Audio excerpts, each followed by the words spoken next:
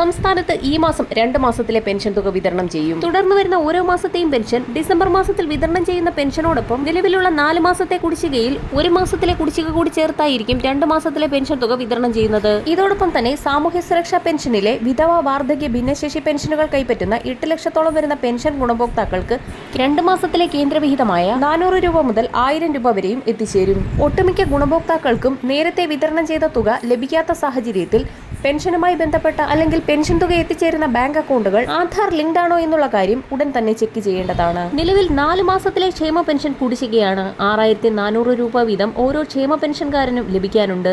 ഈ തുക 2025 മാർച്ചിന് മുന്നോടിയായി തന്നെ വിതരണം ചെയ്യുമെന്ന് മുഖ്യമന്ത്രി നിയമസഭയിൽ പ്രഖ്യാപിച്ചിട്ടുമുണ്ട്. മദ്യം, പെട്രോൾ, ഡീസൽ എന്നിവയ്ക്ക് സാമൂഹ്യ സുരക്ഷാ സെസ് ഏർപ്പെടുത്തിയത് വഴി ഖജനാവിലേക്ക് ലഭിച്ചത് 1721.16 കോടി രൂപയാണ്. ക്ഷേമ പെൻഷൻ കൃത്യമായി കൊടുക്കുന്നതിന് വേണ്ടിയാണ് സാമൂഹ്യ സുരക്ഷാ സീഡ് ഫണ്ട് KN ബാലഗോപാൽ 2023-24 ബജറ്റിൽ പ്രഖ്യാപിച്ചത്. ക്ഷേമ പെൻഷൻ ലഭിക്കുന്ന ആൾ മരണപ്പെട്ടാൽ കുടിശ്ശിക അവകാശികൾക്ക് ലഭിക്കില്ല.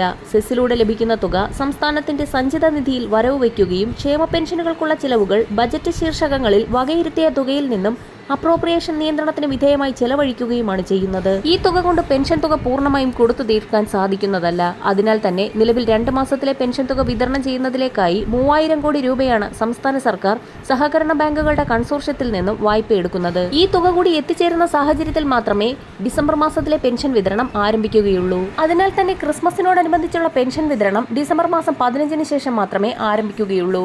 പെൻഷൻ വിതരണ നടപടിക്രമങ്ങൾ സംസ്ഥാന സർക്കാരിന്റെ ഭാഗത്തു നിന്നും ആരംഭിച്ച സാഹചര്യത്തിൽ പെൻഷൻ വിതരണ ഉത്തരവ് വരുന്ന ആഴ്ചയിൽ തന്നെ പുറത്തുവരും. ഡിസംബർ മാസം 25-ന് മുന്നോടിയായി തന്നെ പെൻഷൻ തുക എത്തിച്ചേരുന്ന രീതിയിൽ മാത്രമായിരിക്കും വിതരണം ആരംഭിക്കുക.